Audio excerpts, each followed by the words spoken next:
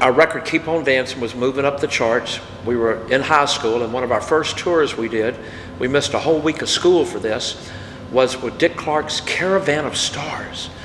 And I never will forget this. Dick Clark pulled us into a room before the show, everybody, and he said, look, be on time on this tour, be dependable, make sure your outfits are in mint condition. He said, remember one thing, when you're on that stage, make sure you give the audience everything you've got, especially with your dress, because remember, if you dress like the audience, one day you're going to wind up sitting in the audience, which means be colorful, be flamboyant if you can. And that's why to this day, in the wrestling crazy world I'm in, I always wear the Jimmy Hart's blue light Kmart special jackets, or what I call them, the black ones with the red hearts, or the white with the red hearts, or when I managed the Hart Foundation, it was all the pink stuff, or Hulk Hogan red and yellow, or even the honky tonk man with musical notes. But I never will forget what Dick Clark told me. Ring, ring. Hello? It's Cindy in. What? You gotta be kidding me. She went to where? To see who? Rick Springfield?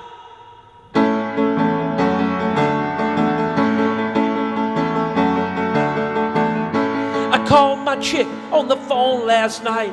Her mother said she was gone for the night. I had 2 tickets to a rock and roll show to see her working class hero. So I cruised in my car and I cruised downtown. I could hear the music playing from a mile around. So I bought me a ticket and I walked inside. I could see him standing there in the spotlight. Eat your heart out, Rick Springfield. 'Cause she's my girl and she always will be the only one for me. Ain't no rock and roll singer gonna take her away from me.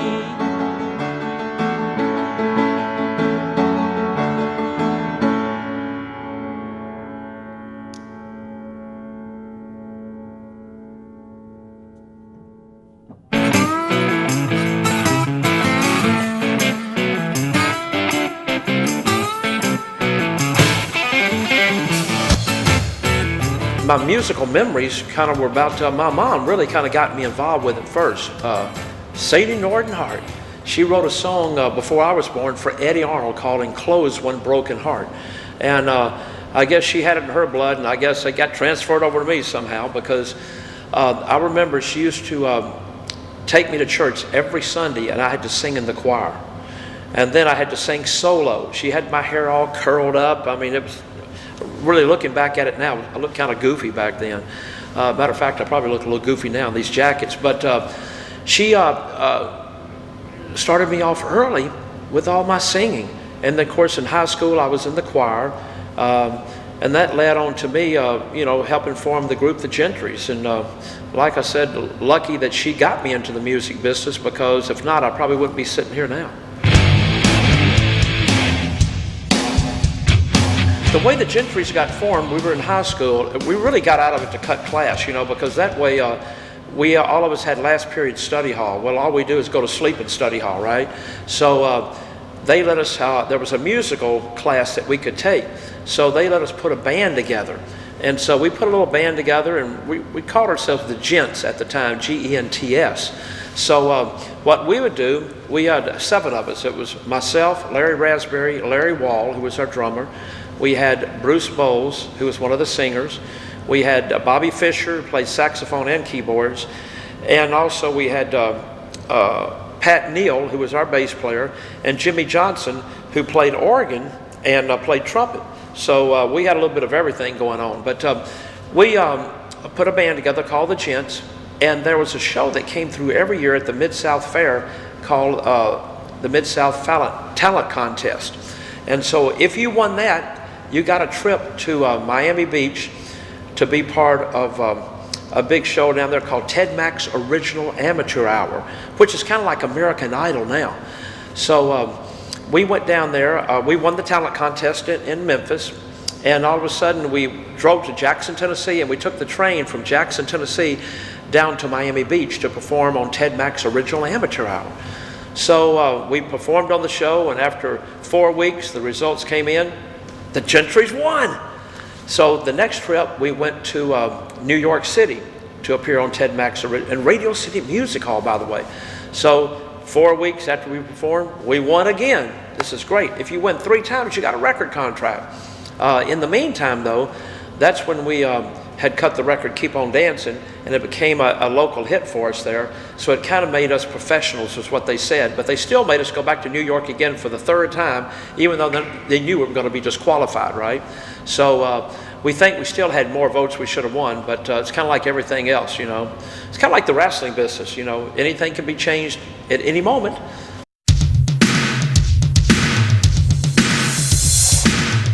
Well, the songs that we played as the Gentrys locally, we'd play the T. Walker Lewis YMCA on weekends and different high school functions back then, on sock hops back then, really.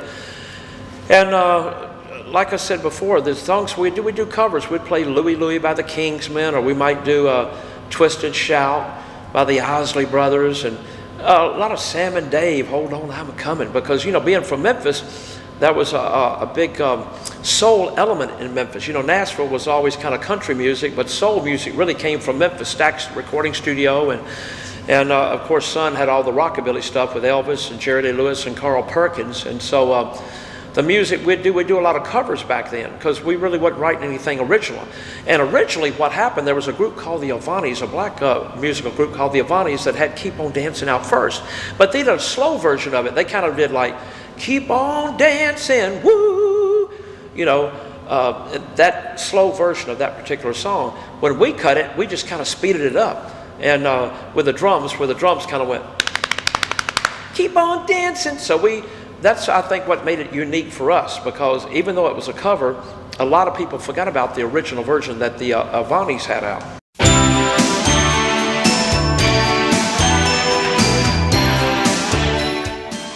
The journey in the music business, and it wasn't very pretty at first, let me tell you this. I mean, here we are in a station wagon going up and down the road, doing the cover songs and Keep On Dancing. After we had cut it locally in Memphis, what happened? A guy named Chip Smallman came to town, and his claim to fame was a producer.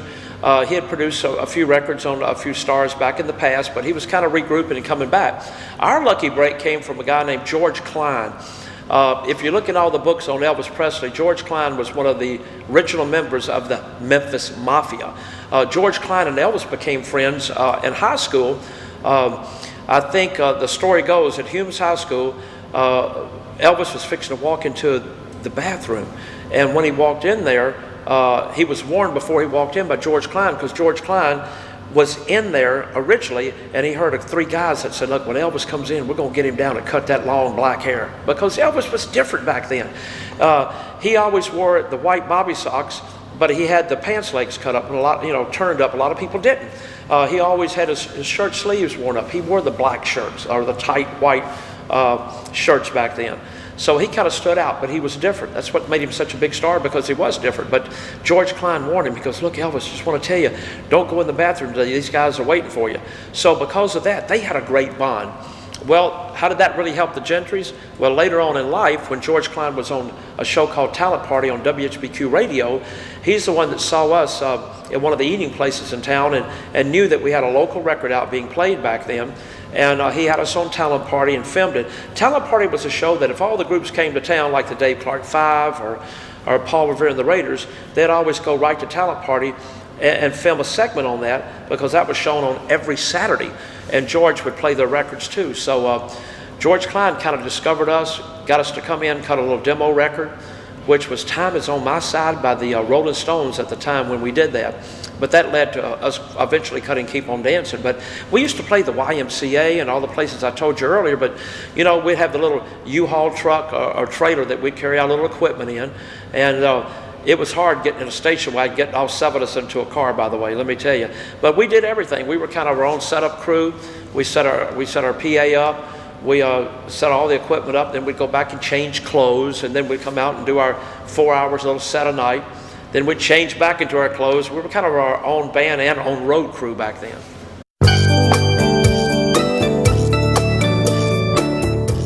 What was television like back then? Excited to be on the shows. It was great, because locally, Talent Party was the big thing for us. Then, of course, came the Ted Mack's Original Amateur Hour, that everybody was to see this all over the U.S., really.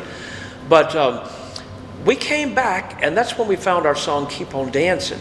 And we cut the little cover of Keep On Dancing, our version of it. But back then it was so easy because you could get your local records played back then. So all the local radio stations were playing Keep On Dancing for us. Well, what happened, Chips Moman pressed about 5,000 copies of it.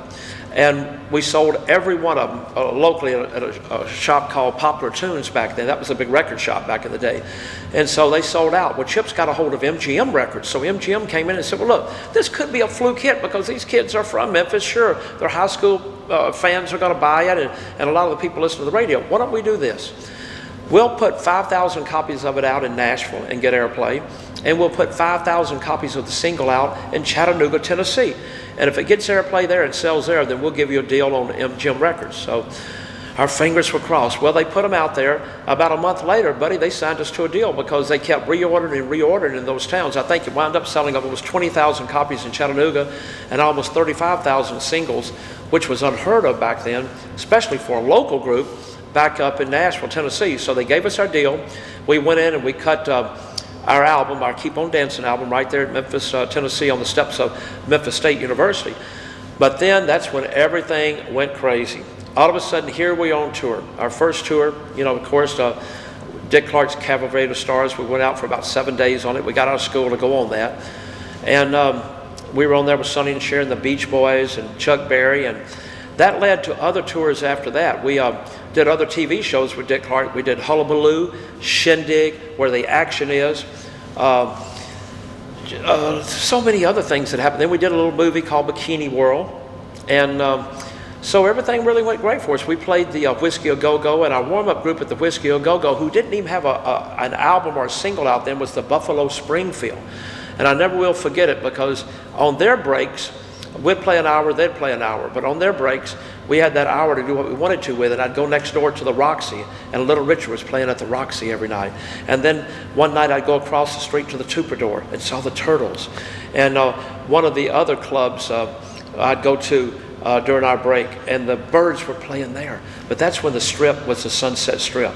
You know, it was such a hippie movement back then. You know, every was bell-bottom pants and long hair, and it was just such a great time back then. I'm glad I still kept a few memories from that era. You know, I'm a crazy person on saving all the memorabilia. I still have all my wrestling memorabilia, but I still have a lot of pictures from our days when we did tour.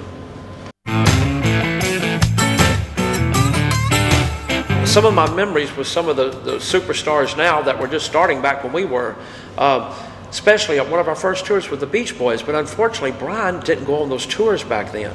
But I'd always remember Dennis Wilson, the drummer, would come to our loop. Back then, now of course the big hotels were back then with the Days Inn. No big Marriotts or any of those hotels. So he would come to, after we'd get through playing at night, sometimes Dennis Wilson, may you rest in peace, would come by our hotel room, our little room that we'd have, and come in there. And we used to carry, sometimes the restaurants when we got out at night were closed back then. And so we'd always carry like peanut butter and jelly and, you know, loaves of bread with us on that we'd get during the day, because at night when we got out, nothing was going to be there for us to eat on, and usually you had to take a bus tour going to the next town anyhow before we checked in. But loved talking with Dennis Wilson and picking his brain about stuff, especially our drummer Larry Wall did, because, you know, Dennis played drums, of course. Some of the other Beach Boys were nice, but they were a little standoffish. Even among themselves, they didn't seem very close. On the stage, they were great, but they kind of parted ways, you know, when they got out of the buildings. The Buffalo Springfield, Neil Young, Stephen Stills, of course, were just two of the members in that. But it was great talking with those guys. And later on, if you look at one of our Gentry albums, the Sun album, I cut a version of Cinema Girl that Neil Young wrote, because I always loved that song when they did it live that night. When we were playing with the Buffalo Springfield, they didn't even have an album or a hit record out then. So all these songs we were hearing for the first time, Clancy Can't Even Sing, and Cinnamon Girl, and Burned, which was one of my favorite songs they had out. So it was fun meeting those guys. And then, of course, the first time we did American Bandstand, here we are from Memphis, here we are from the South going into the room, right? We go into the studio, and who is sitting in the chair getting makeup put on? Dun, dun, dun, dun, dun, Roy Orbison. And we're like, oh my God. And to this day, I wish we'd have got his autograph or taken a picture, you know. But, you know, no cell phone cameras back then or nothing. You know, the old, the gimmick cameras that take the little shot, pull the little deal out the back, and hope it develops enough for it. After a couple of years, they fade away anyhow, but the Polaroids, of course. But we played with the Grassroots on one of the shows we did with them. Some of the tours we did with one of my favorite songs, Happy Together by the Turtles. And, we had a great chance of playing the Brooklyn Fox, too, for Murray the K. His last Easter show was on Murray the K, was at the Brooklyn Fox in New York. And on that show was the Gentrys, us, Joe Tex. We had a guy called Dion who had Love Makes the World Go Round. We had Little Anthony and the Imperials, the Shangri-Las, the Young Rascals were on there, and Martha and the Vandellas. And it was just a great experience. We'd do 3 shows a day. Everybody would do 3 numbers. And it was just unbelievable. And it was such a great era back then. And of course, the music's changed so much now. It seemed like everything back then, even if it was a sad song about love, it was still a happy song about love. And that's what everything was about. I really miss that era of music. Matter of fact, every time I get a chance to go see anybody that we toured with, like Gary Puckett and the Union Gap or Gary Lewis and the Playboys, I still go out to see these groups. Well, what happened to the Gentrys breakup took place, year after year when you don't have the hit records and you're still making the towns, and all of a sudden you're not, I call it the main event, a wrestling term, but you're not the headliner in the music, and you kind of wind up being the second or third group on the show, which is still decent money. And you look like you might never have another hit record, even though we were trying to, going from different labels to different labels. One by one, some of the members started dropping out. To finally, it was just me, Larry Raspberry, and Bruce Bowles together. And then we had other members that toured and played with us. It finally came down to Bruce leaving. And then one day, Larry came to me and he said, Jimmy, he said, I'm going to change my style of music. He said, and the way we had it fixed, every time somebody dropped out of the group, whoever the last person left, except for the previous songs you already cut, anything you did in the future, you would own that name and you would own the rights to it. So it left up poor old Jimmy Hart. There I was standing in my backyard in Memphis, Tennessee in a drizzling rain, and all of a sudden I'm the last member left. But I didn't have a pity party. I didn't whine, I didn't cry. I put a new group together, and one of the members of the group was a guy named Mike Gardner. Now Mike Gardner later on ended up playing drums for Jimmy Buffett. But he played a lot of studio stuff, and he said, look, I want to introduce you to a friend of mine. His name is Knox Phillips, Sam Phillips' son. The legendary Sam Phillips, who produced records on Elvis, Johnny Cash, Jerry Lee Lewis. The list goes on and on. So we went to the studio, and as luck would have it, a guy named Shelby Singleton out of Nashville was putting together the brand new Sun label, taking some of the older stuff and putting it together with trying to find some new things to put out. Well, since we had a record from the past, the Keep On Dancing stuff, and had a track record, he took a chance on us. So I wrote a song called Why Should I Cry? You Never Said You Really Loved Me. So we went in and we cut that song, and they released it, and all of a sudden, the new Gentrys, the Jimmy Hart Gentrys, we looked on Billboard, there we had a top 50 song on Billboard. So all of a sudden, we were back on the road again. And then on our first album, I will always remember touring with that, doing the stuff at the Whiskey A Go-Go with the Buffalo Springfield. So I remembered a song that stuck out in my mind so much, and it was Cinnamon Girl. So we went in and cut our version of Cinnamon Girl. We had a top 40 record off that. Of course, Neil Young, his old company, released his version of it, so he had a top 50. But, he got the best of it because he had publishing and writers. But still, we kept going. We had Why Should I Cry, played off it, had Cinnamon Girl. Then I wanted to go to Europe. I convinced our producer, Knox Phillips, Sam Phillips' son, I said, look, if you send us to Europe, I know I can find some music over there. Because the big Beatle invasion was happening, and all the Bo Brumbles and the Beatles and Dave Clark 5, all this stuff was going on. And we had played with the Dave Clark 5 on some gigs anyhow. So as we were over there, I took my guitar player at the time, Wes Stafford, with me. We didn't know anybody. We got off. We didn't know where we were staying. We found one of those bed and breakfasts down on one of the streets over there. And we were walking by, just minding our own business one day, kind of window shopping, and I heard this loudspeaker come out from a music studio. And it was like, oh, baby, baby, it's a wild world. And I went, oh, my God, I love this song. It was a guy called Jimmy Cliff who had this song out. Well, sometimes it's better to be lucky than to be good. Well, Jimmy Hart, lucky day for us. So what happened, we saw where the song was coming out from, and it was a company called Island Records. So we walked inside, introduced ourselves, and we just happened to have an ad in Billboard that day. So the guy, the production guy there, he said, the Gentrys, he goes, you know what? I think I just saw an ad in Billboard. We didn't even know it. So we had a billboard on another one of our songs coming, a full-page ad. And I said, look, I just heard a song about, ooh, baby, baby, it's a wild world. And he went, oh my gosh, that's by a guy named Jimmy Cliff. And I went, really? And I said, can I buy a copy? He said, I'll give you a copy. Immediately, we went and shipped that back. Well, matter of fact, they did it for us. We shipped it back to Knox Phillips. He loved it. He cut it.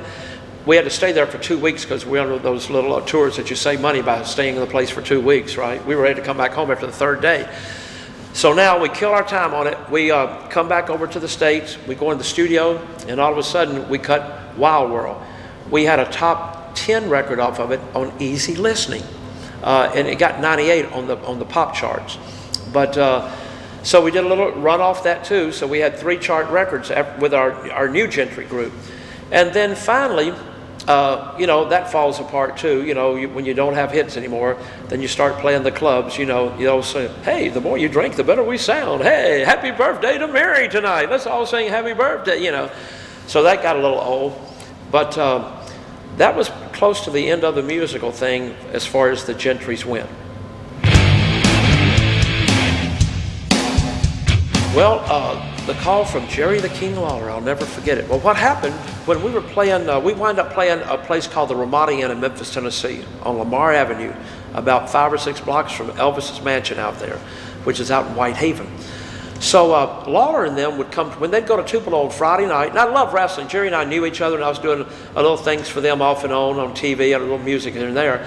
But Plyboy Frazier, Billy Superstar Dundee, and Jerry Lawler on the way back from Tupelo would always stop off because Plyboy Frazier loved getting on stage with us and singing, "The Thrill Is Gone," B.B. King song, "The Thrill Is Gone Away." And we'd all sit there and go, oh, that's great, Plyboy. But a lot of fans love wrestling, so they'd come to see us, but then they got that extra treat every Friday night by seeing Jerry the King Lawler, Billy Dundee, and some of the other wrestlers come in there. So Jerry goes, look, I'm cutting some videos. I'd like for you to be involved and help me on it. But he goes, look, I know during the week you play the Ramada Inn, but during the day you're free. How would you like to work for our wrestling company, Memphis Wrestling, and do promotion for us? And then you could still play at night over here at the Ramada Inn, because we were doing 2 shows a night. We didn't even start till 9 o'clock. And I went, I love it, extra money too.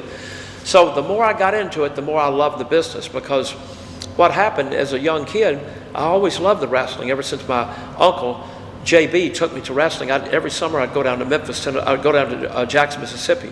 And while I was down there, he would always take me to the wrestling matches, and I always looked so forward to that. So I really loved it anyhow. So meeting Jerry the King Lawler and being with these wrestlers, I mean, I was in heaven. Music and wrestling, what else can you ask for? So I started doing promotional for Jerry, and one thing led to another. You know, and then finally I just kind of gave up. I still own the Gentry name, but decided not to play regularly with the Gentrys anymore, except unless we just do kind of independent shows 1 or twice a year, and I might put something together for that.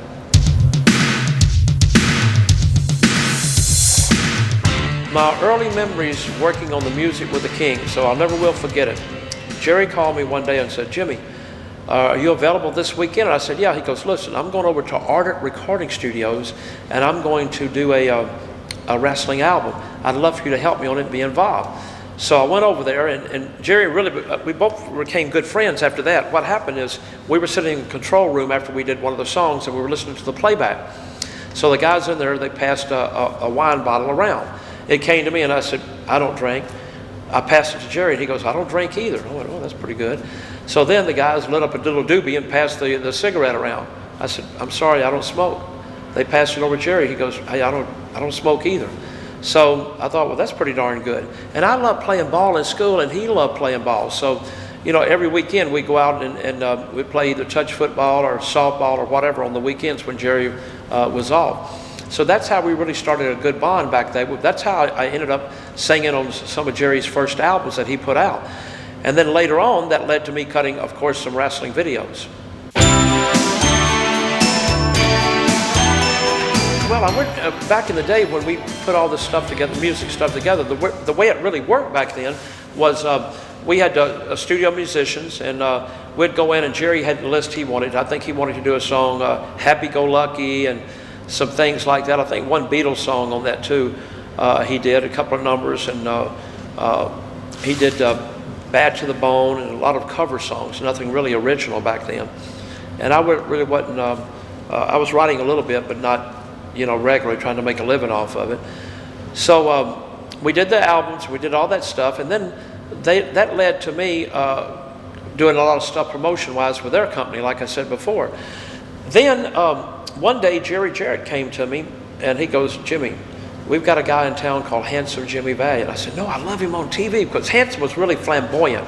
He'd come from New York, and up there it was more showmanship, and his interviews were great. And he said, can you cut a song on him? And I said, yes. I didn't know if I could or not. I didn't know if he could even sing, which he really couldn't. But me and my friend, we wrote a song called Son of a Gypsy. I come, flying into Memphis, TWA, tell all the ladies, Handsome Jimmy's on his way. And we had kind of the old rock thing behind it. So I took him to the studio. I cut the song on him. They gave me a camera crew where I could use the video for TV. Now, in the meantime, Jerry Jarrett had come to me and said, look, we love you. We're going to give you X amount per week to help do publicity for us. But whatever you want to do, whatever Lawler wants you to do, whatever he needs, you help him. I went, okay, great. I want you to remember what I said. Whatever Jerry Lawler needs, you help him and do it for him. Got that. That came from Jerry Jarrett, okay, who ran the territory, the promoter. So we'd go and promote towns like Blytheville and Jackson, Tennessee, Blytheville, Arkansas, Jackson, Tennessee, Tupelo, Mississippi, places like that. So one day Lawler goes, look, don't go to Tupelo tonight don't go to Blytheville tonight because I want you to do this musical concert with me. I said, okay, great. Now remember, Jerry Jarrett's the one that told me whatever Lawler wants, that's what you do. Okay. So we do the concert. The next day I go to TV Saturday morning.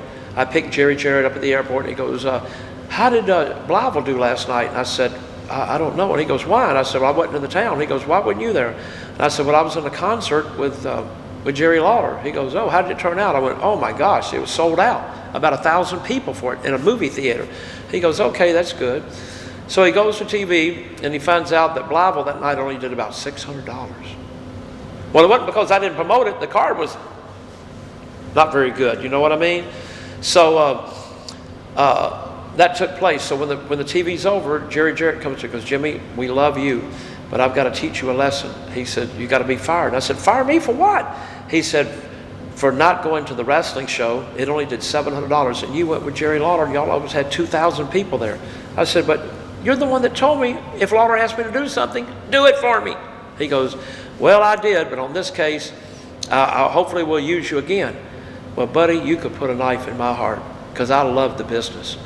And I stood there at Channel 5 TV as all these cars drove off on a cold day. I'll never forget it. And I said then, you know what? If the wrestling business is like this, I don't want to be part of this at all. And I made my mind up. But in the meantime, I had that song that we cut on Jimmy Valiant, the master for it, and we'd shot a video on it too. So I didn't say nothing. I let them ride off in the sunset.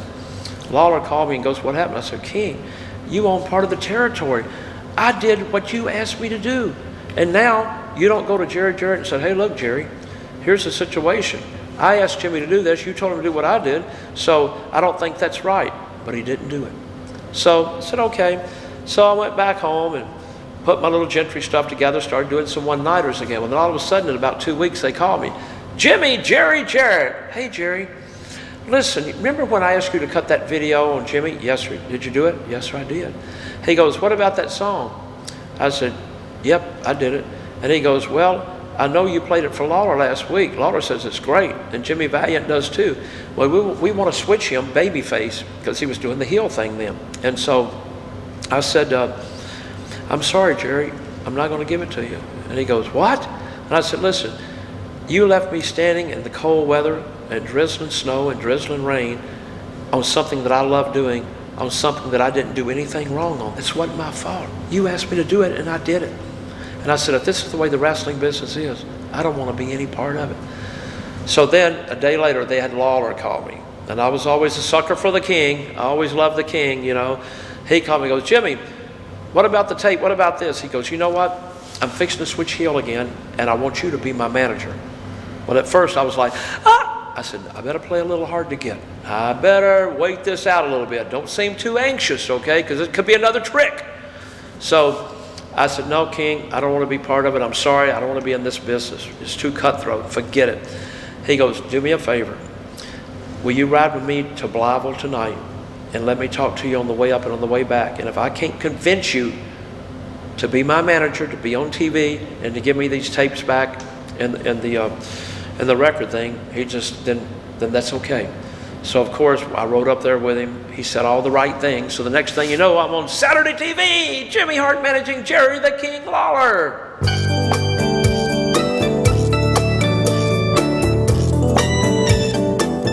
Some of Jimmy Hart's big hits from Memphis. Hey, like We Hate School, Lance Russell's Nose, Hippo Hips. Yes, these were the biggies, folks. And Son of a Gypsy by Handsome Jimmy Valiant. And even an original version of Eat Your Heart Out, Rick Springfield. But what happened on that, once I got my foot in the door with the King and started doing my wrestling, I started doing a little bit more songs for these guys because we did videos on them back then. So that's when we did Lance Russell's Nose. So we took video to it and everything else because we had a great guy named Ron West who did all of our videos up there, Jerry Jarrett's son-in-law. So what we do, I'd write the song, send it to them, and they'd put these videos to it.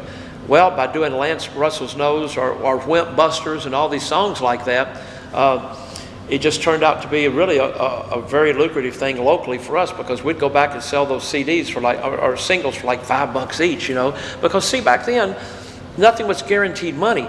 When you hit the road in wrestling back then and all these little shows that you'd go to, sometimes they'd let you have a gimmick table too. Sometimes you made more off your merchandise than you did what you made on the house. But that's how I got to write the little funny songs that we did, and they would put them on video for me. And I think that's what really helped Jimmy Hart get over as a character more too, where you just wasn't one-trick pony, where you just went out to manage and you went home. You know, people eventually found out that I was writing some of the songs and kind of made myself the laughing stock in some of them too, like Wimp Busters that we cut.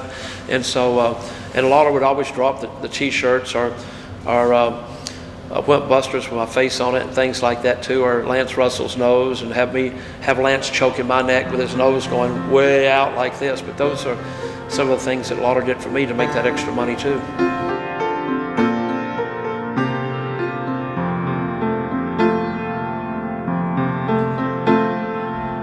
I found a program stuck back in a drawer. It was kind of faded, it was kind of torn. And every time I looked inside, some are gone, some are still alive. I watched them every Saturday on TV. I couldn't wait till they climbed in the ring. And Monday night memories are all I have to remind me of you. Monday night memories are all I have to remind me of you. Well, what happened to me, I had probably the greatest phone call of my life from Hillbilly Jim. Back in the time that we were in Memphis, WWE, or WWF back then, was kind of going into different territories and putting their TV on there. And oh my gosh, I mean, these people were up in arms. All these territories, they were just, oh my gosh, it was like a nightmare. I mean, if you mentioned the name WWF back then, it was like you were committing suicide for yourself.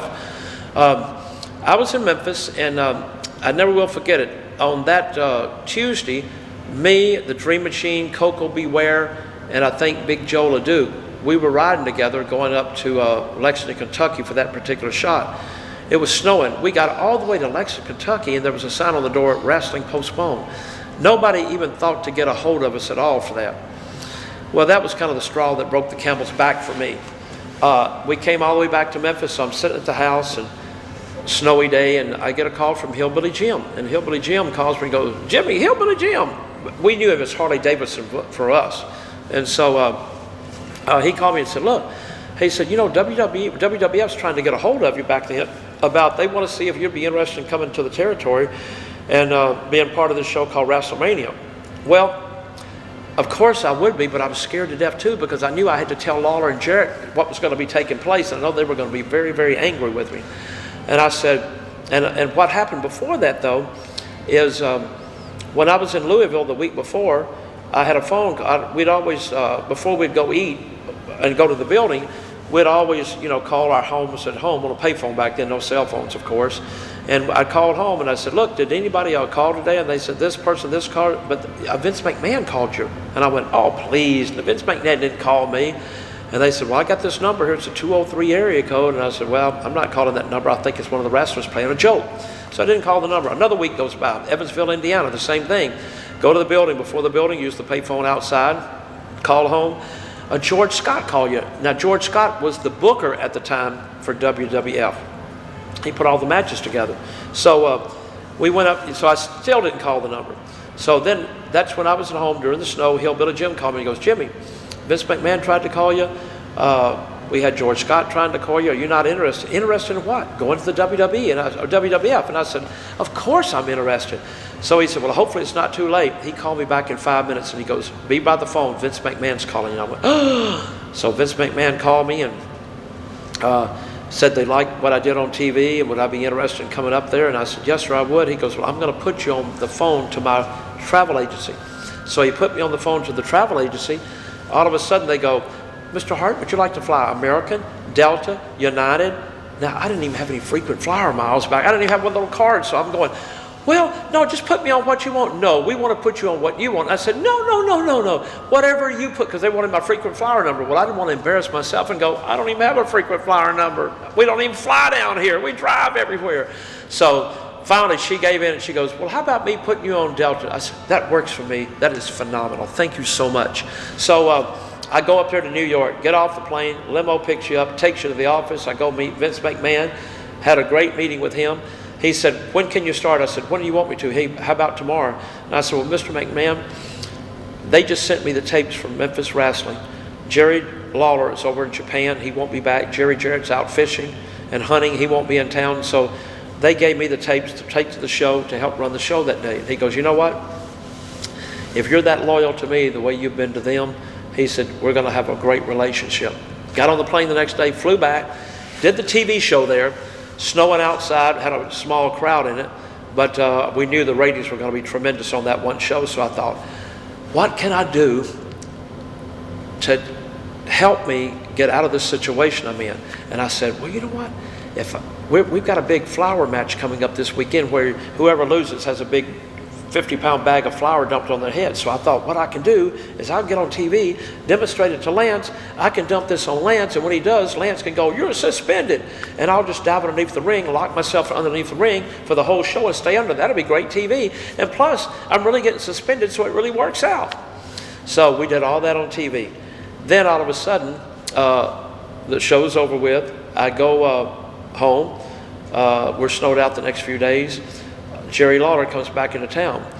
In the meantime, I told Plowboy Frazier that I was leaving the wrestling and putting my Gentry group back together again. I lied to him because I knew he was going to run to Lawler and tell him right off the bat, which he did. So Lawler comes to my house and he goes, how was TV? And I said, good. He goes, Plowboy tells me you're leaving. Can I talk to you to stay? And I said, no, sir, I can't. I said, well, Jerry, I'm going to be honest with you. I'm leaving to go to the WWF. He goes, what? He goes, oh my God, Jerry Jarrett's going to be upset with you. And I said, I'm sorry. So he calls Jarrett. Jarrett says, I'm suing Jimmy Hart. I'm suing the WWF. And I went crazy. I went, sue me? Sue me? I said, I'm suing this promotion for impersonating a wrestling promotion all these years. And so I went to New York, and the rest was history after that, you know.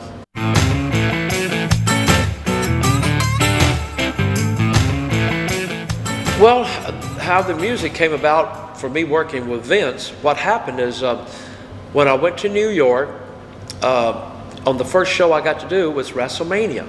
As far as the live events go, we did our TV in Poughkeepsie, New York, where I wound up managing King Kong Bundy, who I managed in Memphis, and then I wound up managing Greg the Hammer Valentine.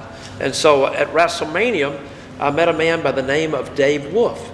Dave Wolf was Cyndi Lauper's manager, and they were part of the Rockin' Wrestling Connection. Well, at the time, part of WrestleMania, there was a two-part of it. The show, of course, but then when it was over, Dave Wolf wanted to bring Dick Clark's people on and Cyndi on and everything and do a rock wrestling album. Well, I guess Dave Wolf had followed my career in Memphis and knew that I did a lot of the music down there. So it kind of worked in great for me. So after the first WrestleMania, a few months later, they approached me about doing a song for the first wrestling album. And Rick Derringer was on it, and of course Cyndi Lauper, and a cast of others, Leslie West of Mountain.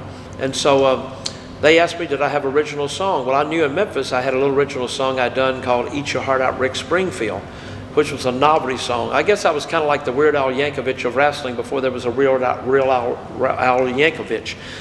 Him doing those parodies. I kind of did Memphis parodies. So I gave them a copy of it. They cut it their way with Rick Derringer playing guitar, Cyndi Lauper singing backup on it. And that's how my musical thing got started for them. So on the second wrestling album, they came and said, look, I know since you did this song, you've been doing some other theme songs. So I said, well, I do have a couple of songs. I have one called Crank It Up, which they did for the Young Stallions. Here's a song for Honky, which they did with Honky on there. And then I had one for the Demolition, Axe and Smash. And so Rick Derringer sang that for me, which was a big thrill because I knew him back from our early tours with the McCoys, with Hang On Sloopy. So we had songs on that album, and then that just led to me doing other songs, me and my partner. I mean, we did so many other theme songs for WWE and WCW.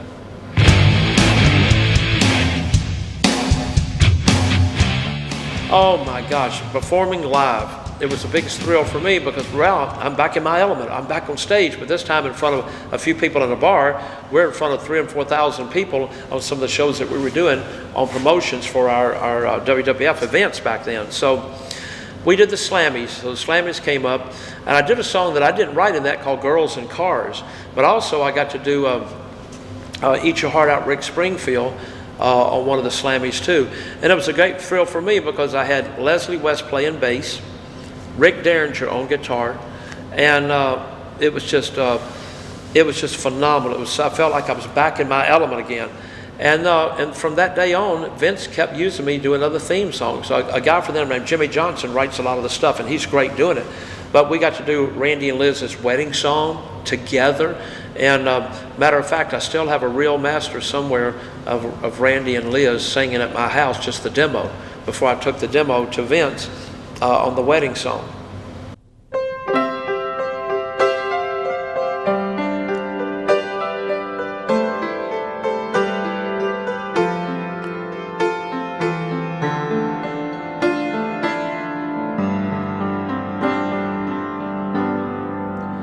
When you came into my life, you made me realize I was the only one.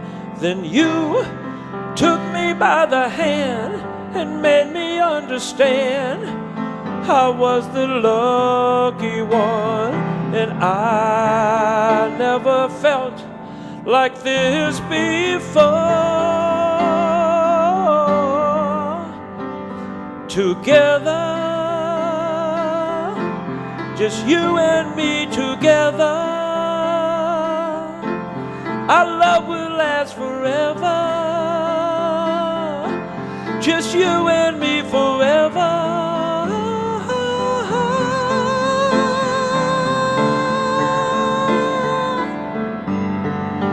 Oh, together. Well, you know, from start to finish, the way a lot of the ideas took place with the music, especially up at the WWF, is I'd kind of get with my partner and I'd see somebody who I thought might need a song, and then I'd go to Vince and play it for him. And I'm telling you, I don't think we might have had maybe one thing turned down ever. The Repo Man song, loved it. Snuka song, loved it. The song we did for Greg, Honky Tonk stuff. Everything I did, I tried to really fit that character that I was hoping Vince wouldn't turn us down on anything, you know, which he didn't. Even together, like I said, the wedding song by Randy and Liz, he loved the lyrics for that. He loved everything about it. Jimmy Johnson kind of jumped in and put a bridge to it for us, which he did a great job of doing that. But like I said, nobody really kind of directed us in any direction. It was so great back then. I mean, you had access to Vince all the time, you know, because he was with us all the time. And you didn't have to knock on a door and go have a big private meeting with him or set something up a week ahead of time. He was like one of the boys.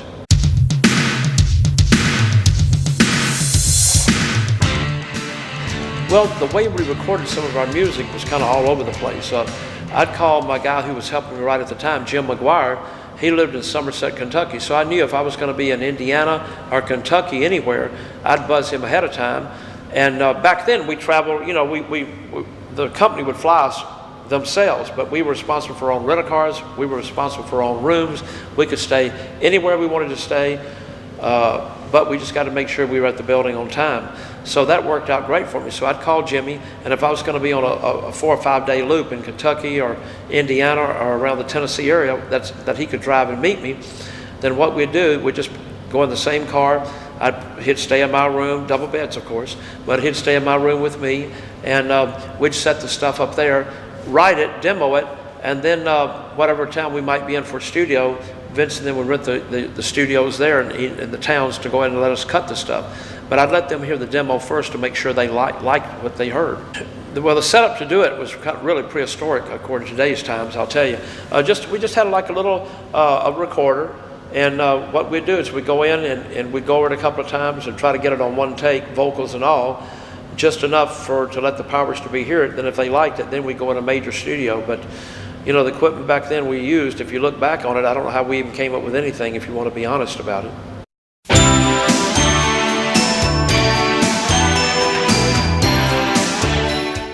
At the time, we didn't use a lot of studio musicians. JJ would come in and we'd put down the tracks. He'd play a little guitar, keyboards, and then we'd overdub it, and we'd do our vocals and stuff. And then as far as the raspers go, we'd get them in, and I'd get in front of them on a mic. Sometimes they didn't sing and couldn't get it the right way on the timing on it, so I'd set a mic up for me, a mic up for them. We'd put a shield in front of us, like a separate little booth, but the windows, they could see it. So I was soundproof, they were soundproof.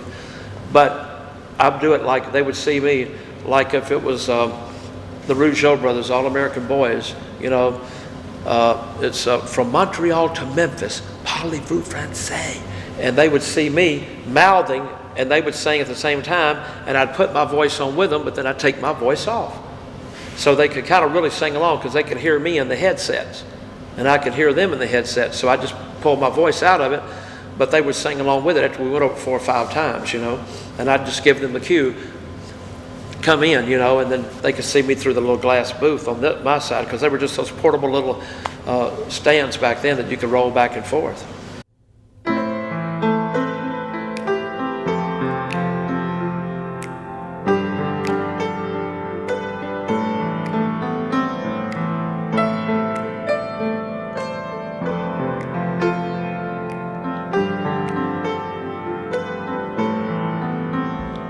From Montreal to Memphis, parlez-vous français?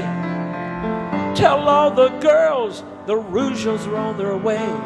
They don't like heavy metal, they don't like rock and roll, but all they like to listen to is Barry Manilow.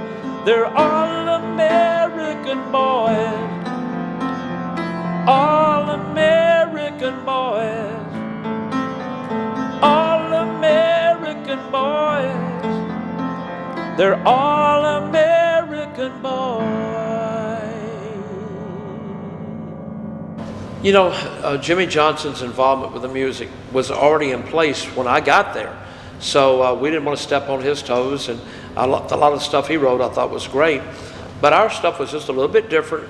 For the heels or bad guys, I'd always write something a little funny where we could kind of laugh at ourselves, so the fans could too.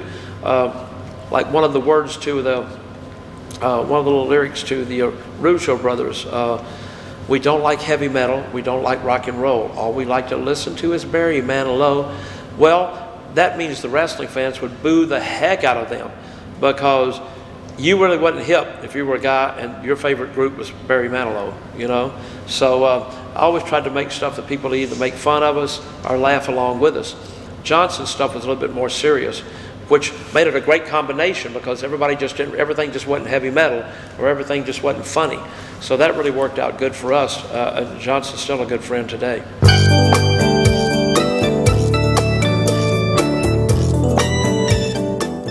Reaction to the music by the wrestlers. What I've found in this business is this. It seems like everybody in wrestling wants to be in music, and everybody in music wants to be in wrestling. From some of the biggest names out there, when WWE has their pay-per-views or has their WrestleMania shows, you will not believe the requests from top stars that want to be on those shows. It's crazy. But everything we did with everybody loved it. I know Shawn Michaels, when I took him in to do Sexy Boy, he was a little skeptical. I can't sing. I don't know. I can't carry a tune. Oh. We got in the studio, and it was all of a sudden like he was working me. He got in there, and okay, what are the words? We held him up. I think I'm cute. I'm so sad. I mean, what a showman. When you see him in the ring, how good he is in the ring is really how he performed when we did the song, because while he was in the booth doing it, you know, he wasn't just standing there like a stick man. I mean, he was moving and singing and everything. And same thing with Sherry. Honky Tonk Man, every time we'd cut something with him, he dressed in his full Elvis outfit. How do you dig that? I mean, it's crazy. So these guys really love doing it.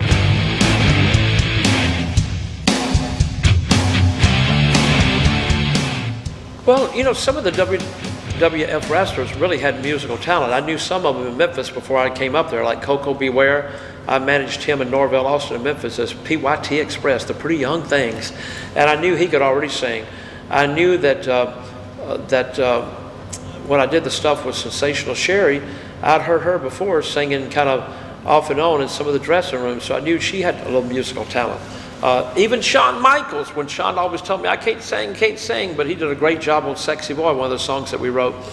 The $1 Million Man, Ted DiBiase, he said, I can't sing, but I can talk the heck out of a record.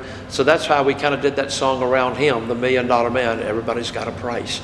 And Hulk was musically inclined. You know, he played bass in a group called Ruckus before he got in the wrestling business in Tampa, Florida. And Honky Tonk Man, he could actually sing a little bit. All the stuff we wrote for Honky, it was a kind of singing, talking thing, but he was able to do it really, really well. So a lot of my stuff we did, we focused on him. The Rougeau brothers did a great job. All American Boys. When we did the Rougeau brothers song down in Memphis at Sun recording studio, we used them doing their vocals.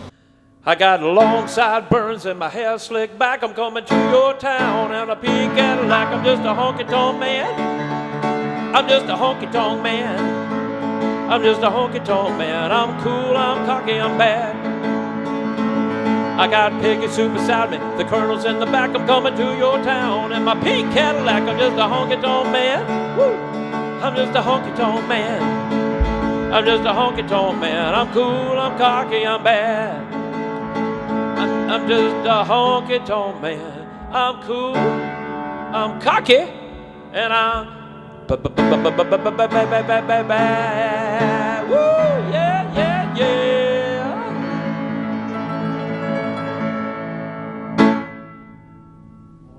Well, we did a little thing called a honky love for Honky Tonk Man, because I knew the other ones, we were planning a lot, but we always liked to have Honky, when he went out, to go, Colonel, I think they want to hear me play this again. Of course, everybody go, boo, boo, boo, and we'd always play it again. But we had a lot of fun doing a honky love. It was a little different it was a little harder than the other song we did for Honky, you know. Also, we had one that never got released called Honky Dog Baby. So just to let you know, that might be in the coming out later on this year. But Honky was always so professional. I'd write the songs, me and Jim McGuire would give them to him, let him listen to it, and let him kind of have his own style doing it his own way. But it always came out good. But overall, all the wrestlers, everything we brought to them, nobody forced them to do it. If they didn't like the song, and we always gave them approval. If you like the song, we'll do it for your theme song. If you don't. Especially with Dusty Rhodes. I was such a fan of Dusty Rhodes back when I was in the music business. When we toured Florida with Dick Clark, I'd get up every Saturday morning, turn the TV on, just to watch Florida Championship Wrestling. And to hear Gordon Soley at the end of it go, and so long for the Sunshine State. What a great way to end it. But Dusty Rhodes was always one of my favorites, and I loved his interviews. And so when I had a chance to write a song for Dusty, it was just such a thrill to me.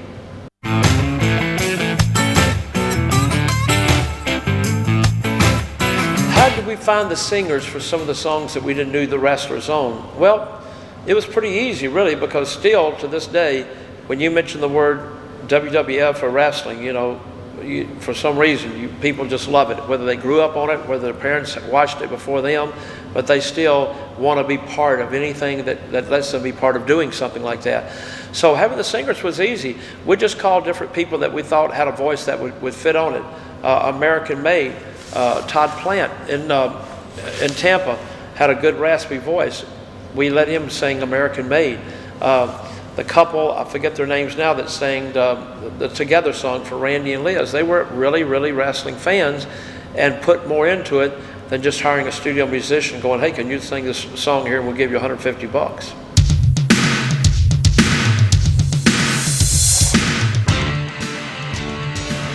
Feedback from the fans on some of Jimmy Hart's most popular songs.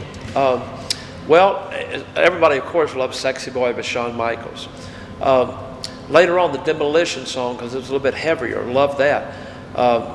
Honky Tonk songs, it was kind of a love-hate on those. I think the people really loved it more than they hated it, but they wanted to play like they hated it because they hated honky so much back in the day.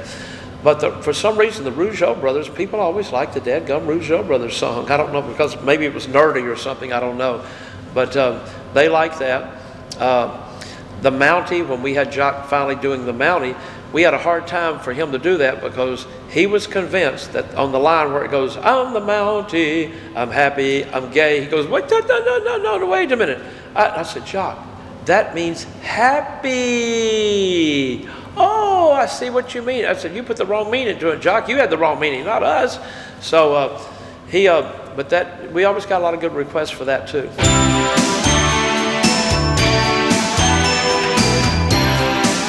The way the songs were started, 90% of the times, I'd have my auto harp. I have a 15-chord auto harp that I turn around backwards. Cyndi Lauper plays it. She strums it like this, but I turn mine backwards so I can hit the notes upside down and strum it with my right hand. But it's just an easier way for me. So what I'd do is I'd find what I thought we'd like, take it to the studio. I have two guys that help me, Jim McGuire, early songs, and for all of our WCW music, it was Howard Helm. And Howard has a studio, so we'd go in the studio, put the chords down, transfer it over. He'd add the drums. We'd have a guitar player come in, because I always like to have real guitars put on everything. You know, it just seemed like it sounded better. We'd have the drums. We'd have everything. If we needed strings, he could put them on there. And then we'd go out if we needed like Huckster in Heaven. If we wanted a whole choir, then we bought in the Baptist Street choir to do it for us. So, all of it started off simple. Some of it got a little more involved than other songs, but it was always fun for us and fun for the wrestlers that did it.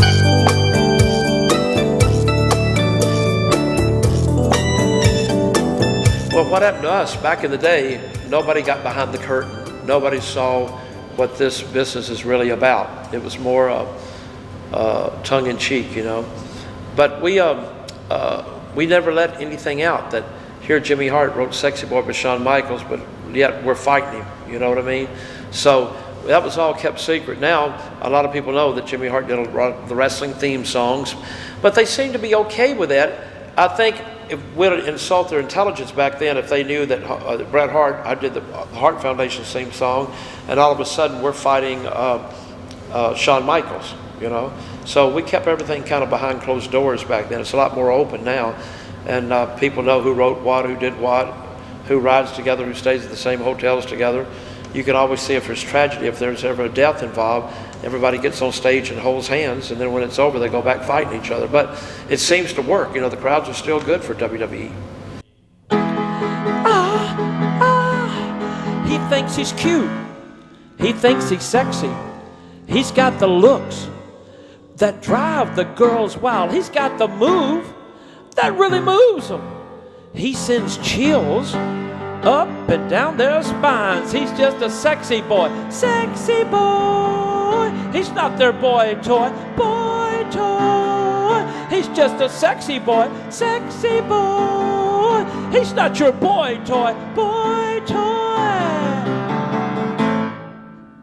Well, how I got involved with the music for WCW, it was kind of a crazy. Hulk and I were filming a show in Universal Studios over at Disney and Universal, called Thunder in Paradise. Eric Bischoff and his crew had been shooting some shows over there, so they knew that Hulk and I just left the WWF, and we were kind of free agents at the time. So they had asked about Hulk and myself joining WCW, so the contract got worked out, so we came down. And Eric and them at the time had been using these sound bites, incidental songs, where there was a catalog out there that you could pay on and use these songs for the X amount of years, or 6 months or a year. It's according to how much you kept updating it. But it's stuff that you could never put on an album, you could never really do anything with. So they thought about doing original stuff. They knew I'd done some stuff Eric did up in New York. So he said, how would you like to come on board with another job and do a lot of our music? And I said, oh my gosh, I would love to do it. So that's when I used Howard Helm out of Tampa. We have a studio there. So every time somebody needed a song, we'd go in the studio and write something for them. It started out, I think our first song with them was American Males with Buff Bagwell. And we did that. And then all of a sudden we started writing the Nitro Girl themes and a lot of the things that we did, the NWO song for them, the Wolfpack song, and it just escalated there. I think we wound up doing about 102 songs all together, which is in their catalog down there. So when WWF came in, when they bought all the tapes from WCW, they thought they bought the music rights too, but they really didn't buy the music rights. So right now, we're in kind of dilemma because WCW owns the publishing. Howard and I have the writers. But if WWE uses those songs, there's no way for them to make money off of them because off airplay, Howard and I would make the airplay money. WCW would make the publishing money. So that's why you don't hear a lot of those songs on any of the tapes that you see coming from WCW that we did back then. They took the songs off, and Johnson is kind of redoing some of the songs for them. So a lot of the fans have been upset with that because they want to hear the original songs. So we're making an effort now through our lawyers to see if we can work some kind of deal out with WCW that we can release finally a WCW 40-song album.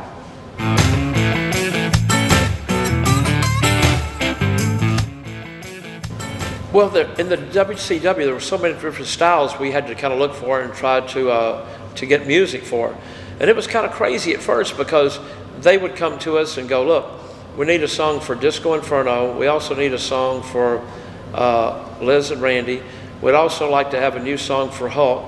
So on my days off, we'd go into the studio and I would take a video and put it on TV. They gave me everything we needed to supply ourselves with. I would take a video, put it on TV, and let Howard look at the way they came down to the aisle, look at their characters. So that way it really helped us sitting down writing these songs. It was really kind of a shortcut doing it like that. But it was a lot of fun too. And nobody does. It was kind of like doing a movie, a score for a movie. You know, I guess they take it, what I've seen before, they look at a movie and see, oh my gosh, here comes the girl that's walking down the hall, and we know that there's a monster in the house. So, you know, they put the eerie songs behind that. So it's kind of the way we did everything back then. And it really helped us very much. Like Diamond Dallas, he was kind of, you know, he got with us and said, you know, I want something close to grungy type stuff. So we were able to do that.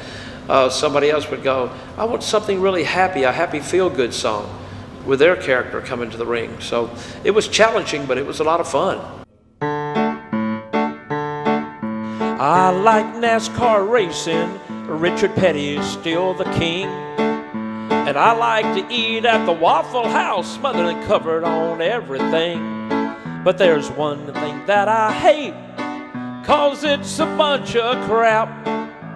I hate rap. I said I hate rap. 'Cause rap's a bunch of crap. I always liked working with Curt Hennig because Curt was a big fan of country music. He loved Willie Nelson. He loved all those tearjerker songs.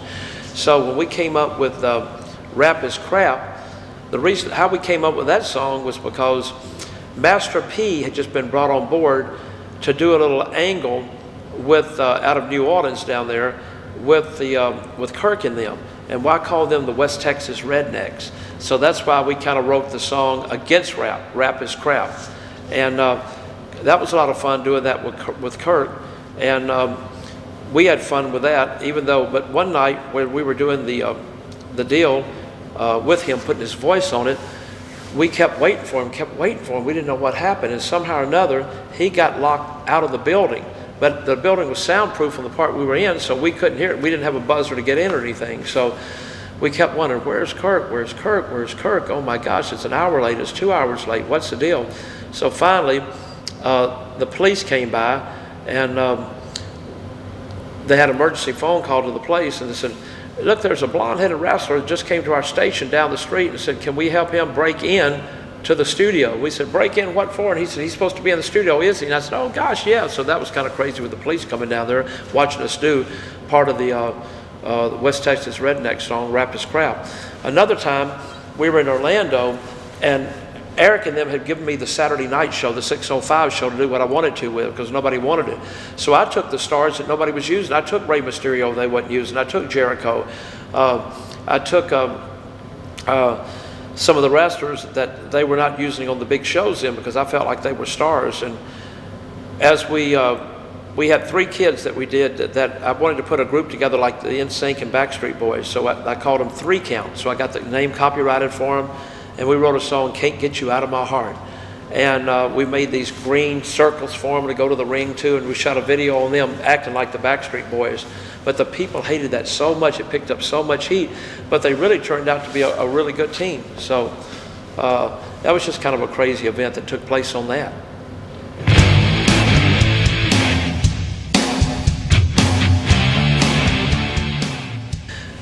Well, the avenues for music after WCW, I thought were going to be 0. But all of a sudden, a friend of mine, Brian Knobs, came to me and said, look, we've got some people that want to back a wrestling show. And I said, well, look, why don't we have it at Universal? Because I knew Pam Warren up there. I knew her from our WCW days when we used to shoot there. So I went and talked to Pam. They gave us a studio. And the rest was history. We brought in a lot of great names back then. We had Snuka. We had Hacksaw Jim Duggan. We had Hulk Hogan. We had the Road Warriors. We had Bobby Heenan. Curt Hennig, just to mention a few. But of course with that you had to have music done. So that was another chance for me and Howard Helm to go back in the studio to cut a lot of original things on some of these iconic wrestlers. And so that's what we did. And we put together a great soundtrack for it all, we thought. We had a great theme for the XWF, and we had the X-Girls out there for us. And so with those girls on there, we had music for them too. So it was the same principle in writing. You know, we just looked at the characters, and you know, here's Piper's song. We knew that's a no-brainer. It's going to be bagpipes. We knew Hacksaw Jim Duggan. Ho! We know it's going to be dun dun dun dun dun. You know, so like to this day, still some of the best music I thought we did was part of the XWF theme songs.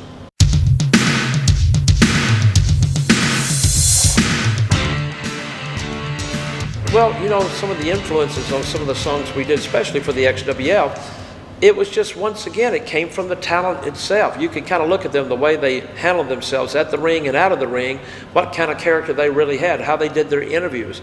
And you forget, back then, a lot of the interviews wasn't scripted either. So you got to see the real character and not a character that some writer put into this character, which was not really these guys at all. But, you know, there's a little influence on some rock stuff in there, and a little bit of country stuff, because a lot of that rubs off on you whether you want it to or not. Like if you're a big fan of Willie Nelson or George Jones, maybe something you were going to do country would have their kind of their vibe in it. My good friend Brian Chills gave us an opportunity about the Legends of Wrestling video game. So when he called on that, I knew what kind of music they were looking for, because I'd done stuff with him before. So it was kind of a shortcut getting where we wanted to. The stars he told me he wanted to use, we wanted to go back in. Even though some of those songs were copyrighted with WWF, on some of the games that we did that wasn't with the WWF before that, I just kind of remembered what kind of theme we had, and we kind of did a different version of that. So it was kind of a good shortcut for us, and kind of still stayed in the same vibe for the particular wrestler.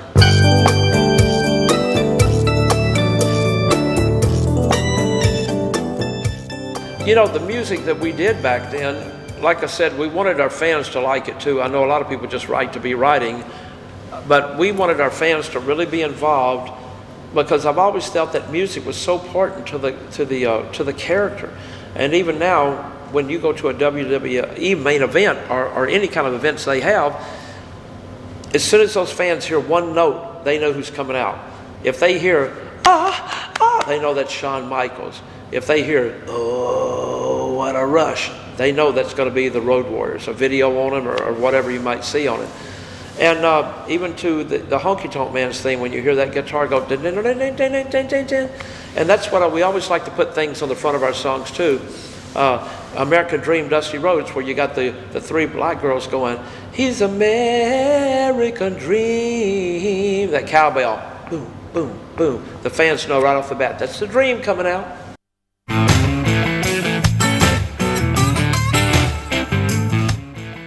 Well, what happened to us, sometimes when you put hooks on the front of a song, you need to grab the fans really quick and fast, because, you know, TV time is so important, it's so valuable. It's like it used to be 15 seconds on a song back in our day, that you had the intro coming in so the DJ could go in, and now coming up next on WMC Channel 5, you're going to hear so-and-so. So they'd have that little bit of time, so it was always like 15 seconds. So I knew on the beginning of these songs, especially TV time, we had a very limited few seconds to grab the people's attention. So that's what we were always conscious of doing. Well, you know, I still get excited when people come up and go, Jimmy, keep on dancing. Oh, thank you. Or sexy boy, or I love that song. Or I'm the Mountie.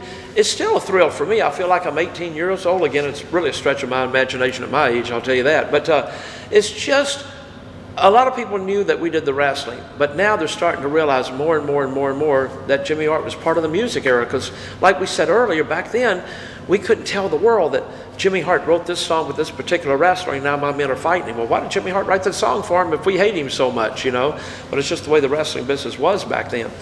Now it's a little bit more out in the open, but it seems like year after year, with the technology that's out there now, with the internet and YouTube and all these things and all these videos of some of the songs that we did, and it always says written by Jimmy Hart or whoever, it's really been a thrill for me to let people know that we just wasn't one trick pony, you know, just a wrestling manager, that you could do music and do other stuff. So with this happening now, what we're doing here today, and this finally coming out, letting the people know what we really were involved doing the music, it's really a thrill for me for doing this.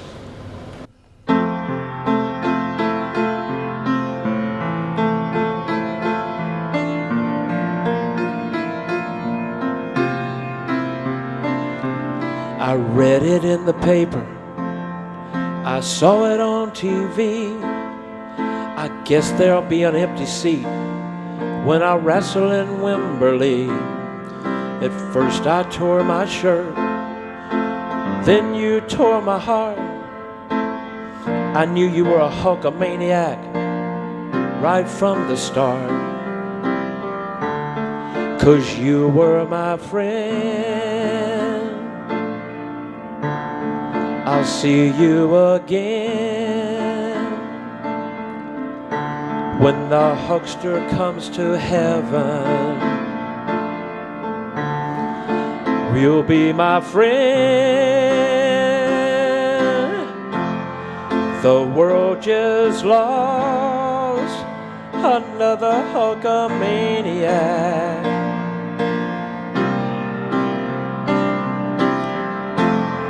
And I know Hulk's love will never bring you back, 'cause you were my friend.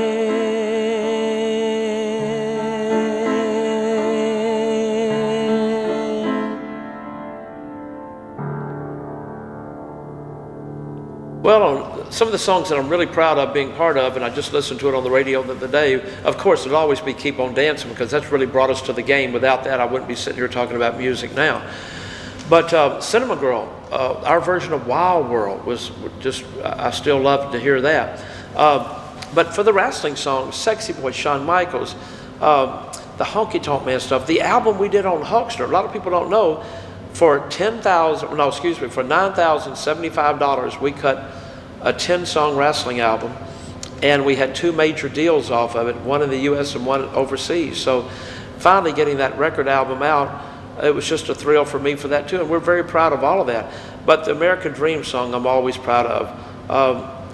The Mountie, a lot of songs that people really talk about, believe it or not, are the Rougeau brothers. A lot of people like the crazy Rougeau brothers song. But together still a great song, especially since Randy and Liz are no longer with us, but it was still one of my favorite songs back then.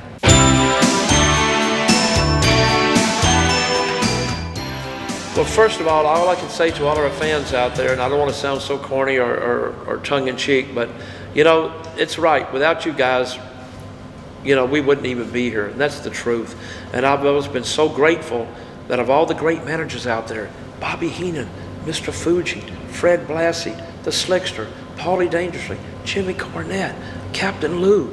I mean, all these guys are more worthy of a lot of the knowledge you have given them, the mouth of the South, Jimmy Hart, you know. And I'm just so grateful that y'all kind of latched onto the character. And whether you booed me or whether you cheered me, without you guys, we'd be nothing. So all I can say is this: don't send me no flowers, because I ain't dead yet. We still got one last bit of gas in the tank.